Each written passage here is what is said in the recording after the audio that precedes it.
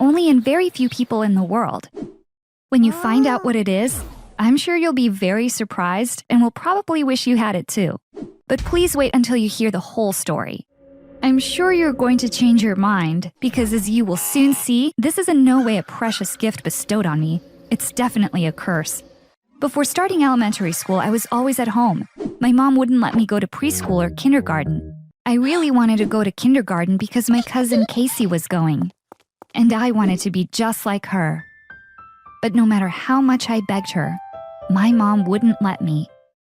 I rarely saw my dad because he was traveling for work all the time. He was home for only a few days a month. One time when he was home, I asked him, "Dad, why can't I go to kindergarten like Casey? Will you talk to Mom? I really want to go." My dad shrugged. "I told your mother many times, but she won't listen. She says you'll go to elementary school. Your mother is the most stubborn person in the world. I'm sorry, but there's nothing I can do about it." My dad was my last hope, but when he also told me that I couldn't go to kindergarten, I started crying. My mom was making dinner in the kitchen. She ran over to me when she heard me crying. She grabbed my hand and took me to my room. Then she said, "Agnes dear, please don't cry when your father's here."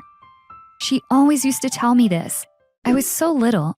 I couldn't think of asking my mom, "Why do you not want me to cry when my father's around?" I was able to find out the reason many years later. Thankfully, my mom kept her promise when it came time for me to start school. Of course, she wanted me to start my education, too. But on the first day, she told me over and over, "No matter what happens, don't ever cry at school. It's very important. Do you understand, Agnes?" Even though I said, "Yes, Mommy," every time, she kept telling me the same thing every day. When I would come home from school, she would ask, "Honey, did you cry at school?" In the morning, as she was dropping me off, she'd say, "No crying at school, no matter what happens." My mom's obsession with my crying at school continued for years. When I was a little older, I tried asking her why she was so concerned about it. Mom would say, "You're too young. I will explain it to you when you are a little older," and wouldn't say anything else. Back then, I had a crush on a boy at school named Brody. I thought he also liked me because he would do all kinds of things to try to get my attention. One day, he was doing skateboard tricks in the schoolyard to impress me. At the same time, he was looking at me and checking to see if I was watching him. All of a sudden, his skateboard flew out from under his feet, and he fell really badly. I ran over to him right away. He was in so much pain that he started crying, not caring that I was standing next to him. He was sobbing uncontrollably. That moment, I noticed that liquid was coming out of his eyes and running down his cheeks. I was really surprised to see this because that's not what happens when I cry. I couldn't help myself and even touched his tear with the tip of my finger. Brody thought I was showing him affection and started crying more easily. And thanks to this, I was able to take a closer look at the liquid coming out of his eyes. You must be wondering why I was so surprised. Because when I cried, instead of liquid, I had small glass-like particles coming out of my eyes. Until then, I had never seen someone crying up close. That's why the liquid coming out of Brody's eyes had really surprised me. When I got back home, my mom asked me her usual question, "Did you cry at school?" I said to her, "No, I didn't, but a friend of mine did," and told her about what happened. There were lots of questions in my mind. Was it Brody who cried in a strange way, or was it me? Did other people also have liquid coming out of their eyes, or did they have the small particles like me? I wanted to know which one of us was normal. My mom took a deep breath. Then she said, "Agnes, what I'm about to tell you will need to stay as our secret. You can't tell this to anyone, including your father." She started explaining that, first off, that liquid is called a tear, and told me that normally when people cry, salt water or tears come out of their eyes. But because I was a special kid, I cried differently. Then she added, "There's something else that is important for you to know. What comes out of your eyes is not glass, it's diamonds." That was the day I found out that diamonds are very valuable. They're so valuable that if we sold the little diamond crumbs that come out when I cry, we could buy a luxury home. I couldn't believe what I was hearing.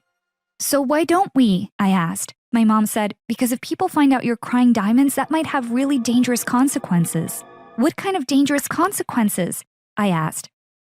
And my mom said in a worried voice, "Agnes, bad men might kidnap you. Then they'd force you to cry all the time so that the diamonds come out.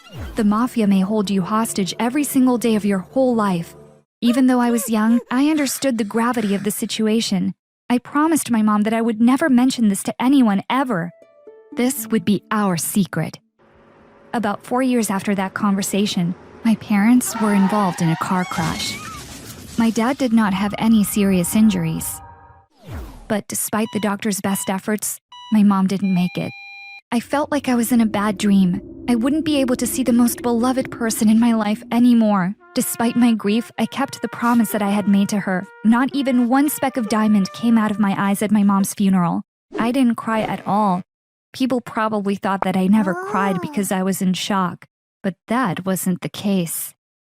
The truth was that every minute I was alone, I spent crying for my mom. I was putting the small diamonds that come out of my eyes into a bag and hiding them in a closet in the basement. The basement was the safest place in our house because nobody had used it for a long time. I didn't collect the diamonds because I wanted to sell them. I had to hide them because my secret would be out if someone had found them. Because I couldn't stay home by myself, my dad had to stop traveling. He got transferred to another department at work. I told you earlier that my dad and I didn't have the best relationship. I thought that was because we spent too little time together, but it turned out that wasn't the reason. Now he was always home, but still, we never became very close. 4.5 months after my mom's passing, my dad said to me, "There's someone in my life. I'm thinking about marrying her." I was obviously shocked, but I couldn't say anything, so I just nodded. Now I had a stepmother. I was so sad that my dad had gotten married so quickly, and his new wife didn't seem like a nice person. And if that wasn't enough, my stepmother had a daughter named Nancy, and she was just like her mom. It didn't seem possible for me to have a relationship with them. I understood that from now on, I was a stranger in my own house. After they got married, my stepmother and her daughter moved in. Thankfully, our house was big enough. I didn't have to share a room with Nancy. She got her own room, but little Miss Nancy didn't like her room. My friends come over for slumber parties all the time. Agnes's room is bigger. She should move into my room, and I into hers, she said. My dad came to tell me this. Nancy is younger than you. Let's not upset her, he said. I couldn't help it and told him what I really thought of both Nancy and her mom. I also said to him, if my mom is watching us right now, I'm sure she's very upset that you've gotten married so quickly. My dad's face turned red and he screamed, "You're switching rooms with Nancy tomorrow. From now on, you will eat your dinner in your room. I don't want to see your face for a long time." That day, I cried in my room for hours. Naturally, a lot of tiny diamonds came out of my eyes. They were all over the place as I was stomping on the floor with anger. When I woke up in the morning, I picked them up one by one and put them in small plastic bags. That afternoon, Nancy and I switched rooms. I had carefully picked up all the diamonds that had fallen around while I was crying. But unfortunately, I did the stupidest thing and left one of the bags under the bed. When Nancy found the plastic bag, she took it to her mom. Her mom figured out right away that the bag was full of diamonds. But still, she wanted to make sure by showing them to a jeweler she knew. When the man confirmed it, my stepmother told my dad about what happened. Nancy came to my room and told me my dad wanted to see me.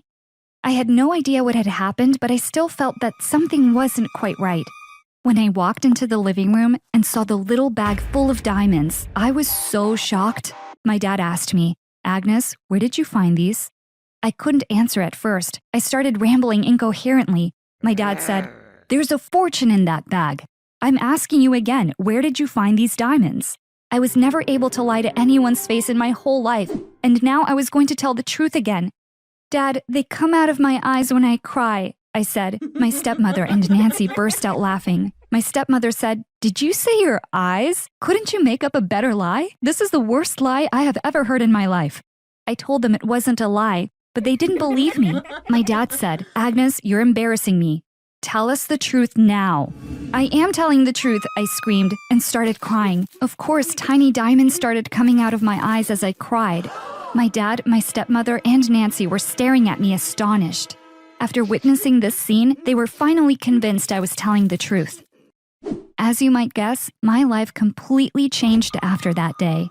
I went through things that you can't even imagine. You won't believe the things my stepmother did to me after learning about my condition. However, I'll have to tell you about that in another video because we're out of time. If you'd like to hear the rest of my story, please let me know in the comments. I'll get that second video ready in no time. See you later.